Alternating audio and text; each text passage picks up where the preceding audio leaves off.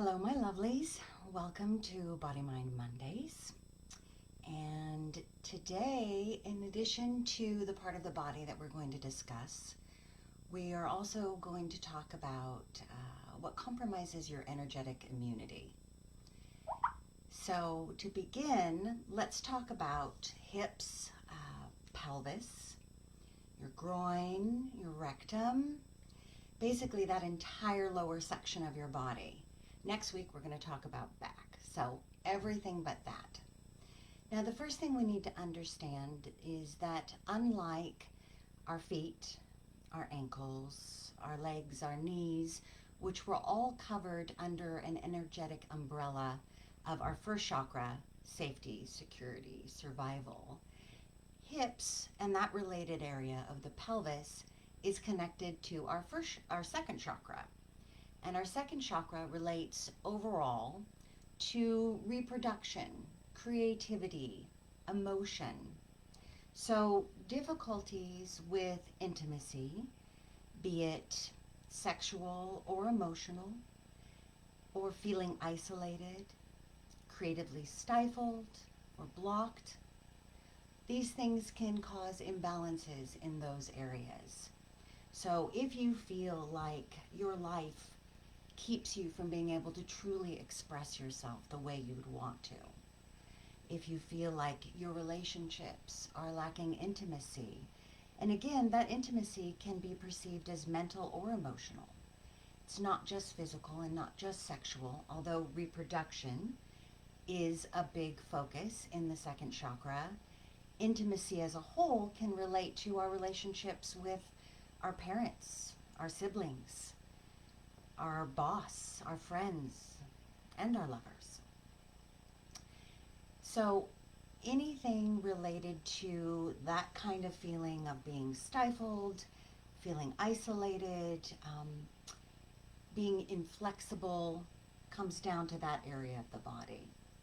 So more specifically, hips represent a fear of moving forward in life, especially as it relates to big decisions.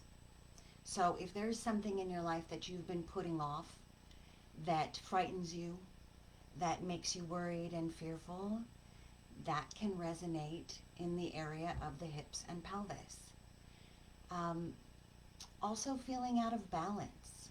So for instance, what is your work, life, play, spiritual fulfillment? How do all these things kind of piece out in your life? What portions of your day are spent in areas that perhaps are less fulfilling? And are you taking time to care for yourself in these other ways? Are you taking time to be intimate with those you love, including yourself? Are you taking time to play? Is it all work? Are you taking time to meditate or pursue your spiritual fulfillment, however that should arise? So if you feel blocked or imbalanced when it comes to moving forward, or when it comes to how you balance the things in your life, that can affect the area of your hips. So next, let's talk about groin. Now, groin directly relates to sexuality and creative expression. Tension, pain, disability, or dis-ease of the groin can sometimes be connected as far back as our childhood. So physical pain in the groin can also relate to trauma, including spanking, other forms of physical violence or sexual violence.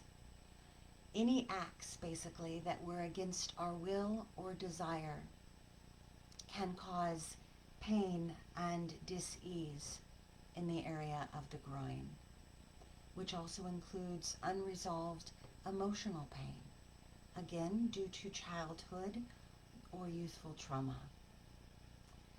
Now, when it comes to the rectum, it literally relates to what perhaps you might think it does. So forgive my French, as they call it, but it relates to holding on to your shit. What are you holding on to? What are you refusing to let go of? Are there grudges that you just can't release? Are there fears and worries for people in your life or yourself that you cannot find the faith to let go and let God, as it will? What do you keep holding on to that prevents you from moving forward? I kind of think of it like we all have these big duffel bags that we carry with us in life. And sometimes we have to sit down and open them up and see what we're dragging. A lot of times it's past belief systems, unforgiveness, lack of trust, fearful thoughts, resentments. And these things have to be released in order for us to fully and truly move forward freely and painlessly. Lao Tzu, who was an ancient Chinese philosopher, said, "Show me a body wherein lies disease, and I will show you a body wherein lies unforgiveness."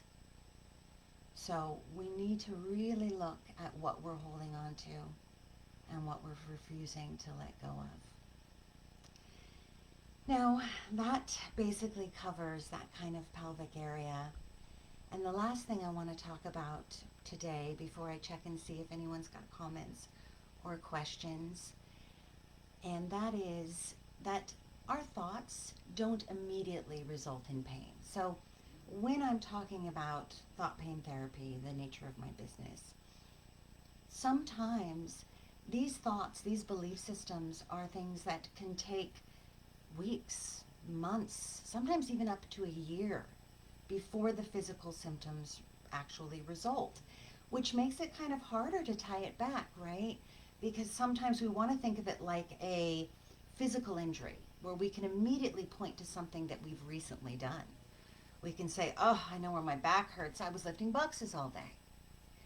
But the bigger question when it comes to our thoughts and our emotional state as it relates to our body is, what thoughts are we thinking that compromise or reduce what I think of as our energetic immunity? So, for example, how have you ever been doing something that you did regularly? Maybe it's working in the garden or doing the dishes. Maybe it's just bending over to pick up something off the floor or taking a shower. Maybe it's making love or going for a walk. But this time, for no apparent physical reason, you are in pain. Something is hurting. Maybe your knees are killing you, or your low back is aching, or your groin is flaring. And you ask yourself, what did I do? I didn't do anything different than I've normally done. So why could this hurt? That's when it comes to our thoughts and our feelings. So when we have a belief system that compromises the integrity of the energy of our body, what it means is that area of our body is now more likely to become injured doing something that we do every day. So that is where we want to go back and think about what we've been thinking about. So one of the things I would suggest to you to do going forward is, next time you hurt, instead of asking yourself, what did I do? Ask yourself, what was I thinking about? What was I feeling? What was I telling myself? What was I talking about? Because that often can connect you back to the direct connection between your thoughts and your pain. So that's my thoughts for today. I know someone asked me about specifically the iliopsoas, and I wanted to mention that I am not exactly sure what it would be related to very specifically for that muscle, but I would directly relate it to the groin area. So let me see if we have any. Oh, shout out to Lao Tzu, right?